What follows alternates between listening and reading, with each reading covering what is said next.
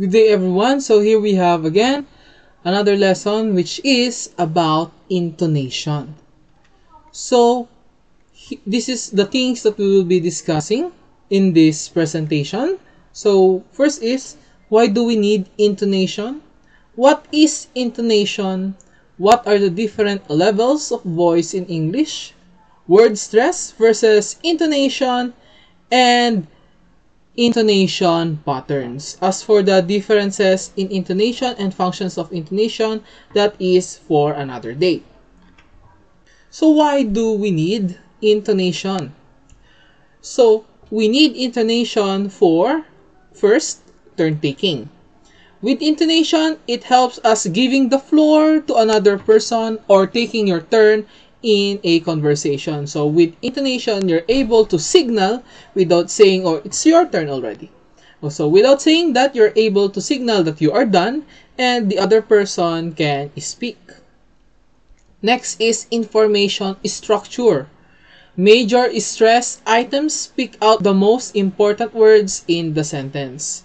So meaning to say, with the proper use of intonation, we can highlight the important parts or important message or words in our sentences by just the different pitch levels in our intonation. So what is it? So intonation is the variation of pitch when speaking. So one of the elements of linguistic prosody, and perhaps the most important element of a good accent. So intonation is the variation of pitch when speaking. So intonation is actually the combination of different pitch levels. It is an element in linguistic prosody, and if you want to learn good speaking with good accent, let's say you want to speak with a different accent, so you will need to learn intonation. So intonation helps create the music of language, similar to the notes in music. It is part of communication. So the rising and the falling of pitch in our voice plays a crucial role in how we express meaning. Remember, in word stress, even if they are the same word with the same spelling, if you pronounce it differently, they may mean different things. It is similar to intonation. The rising and the falling of our pitch may express different meanings. So intonation is the change of level of voice. So there are 4 levels of voice in English. We have number 1, low, 2, medium, 3, high, and 4, extra high. Although the 4th one, extra high, is rarely used. It is only used during extreme emotions. So according to Gilbert, 1994, he stated that the purpose of intonation is helping the listener to follow. It is a navigation guide for the listener. So the main, or for him, the purpose of us using intonation is for us to guide our listeners to what is important in what we are saying.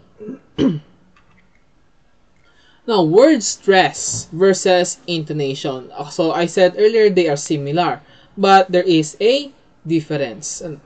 So when we say stress, it is the stress within a word. So only by words. A syllable is said louder, longer, at a higher pitch. While on the other hand, when we say intonation, it goes beyond the word level. So intonation is no longer restricted to one word only, but it is now within a sentence, a phrase, or even a clause, as long as it's no longer a single word. And it's a change in pitch within a group of words. So as I said earlier, multiple words, not just a single word. And a long line of melody. Again, because it is a group of words. So we have now the different intonation patterns. But before that, let's first have the difference of tone versus intonation.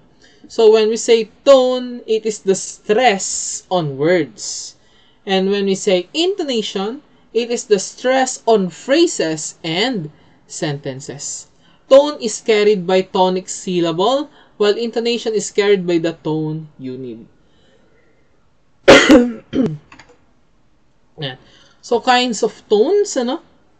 So, linguistics are not in complete agreement about the precise number of tones which are used by speakers of English. The following tones are the ones most usually encountered. So, according to the different researchers, different studiers or teachers of English, there might be more than the following kinds of tones. But, as of the moment, these are the identified or the known tones. We have the falling, the rising falling, the falling rising, the rising, and the level. So, tones are also...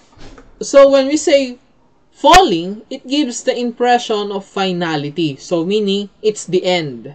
Nothing, period, nothing will come next.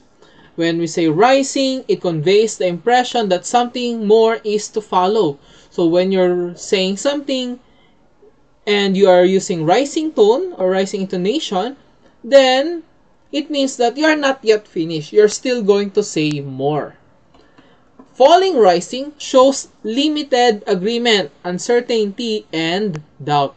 So meaning when you're using falling rising, you might be saying yes, but you are not sure. Maybe only 50% or 20% sure on your answer. Next is rising falling. So it conveys rather strong feelings of approval, disapproval, or surprise. So if falling rising, you are unsure. In rising falling, it's the opposite. You are super sure of your approval, disapproval, or surprise. And level is neutral and uninterested, usually called flat, meaning to say, if for you it's not interesting enough, you're saying it in a way that you are bored, basically.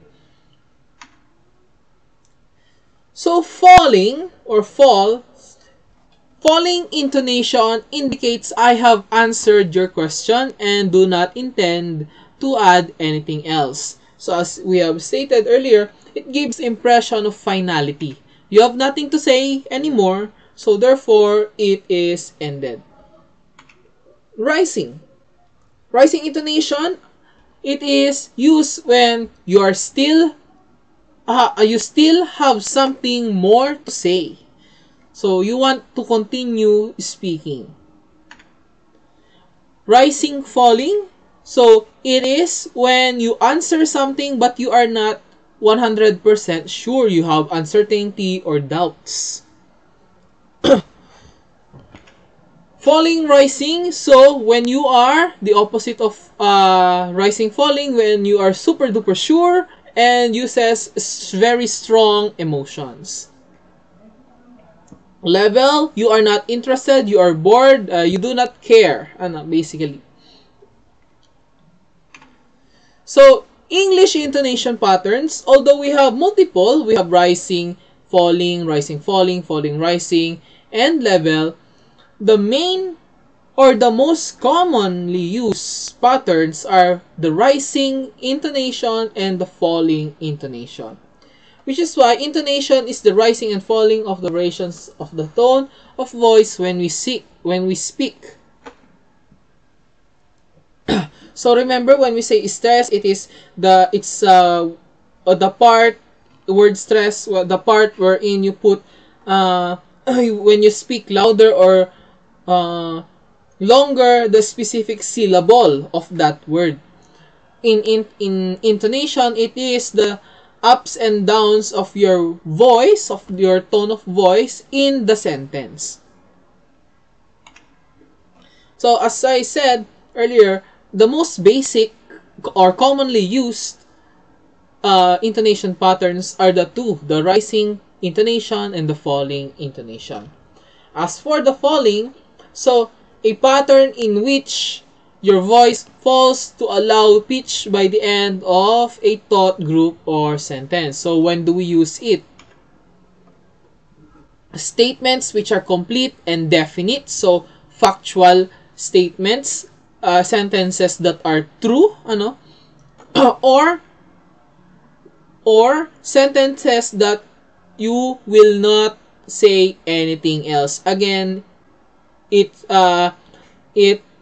presents being definite. You are not going to say anything else. You are done speaking. What else?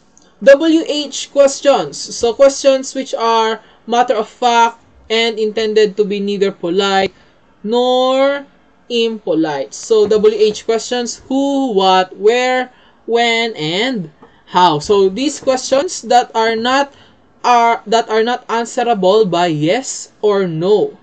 Questions that asks for information. That's another where we use falling intonation. Commands. So when we are commanding, we use falling intonation. Invitations. So when we are inviting.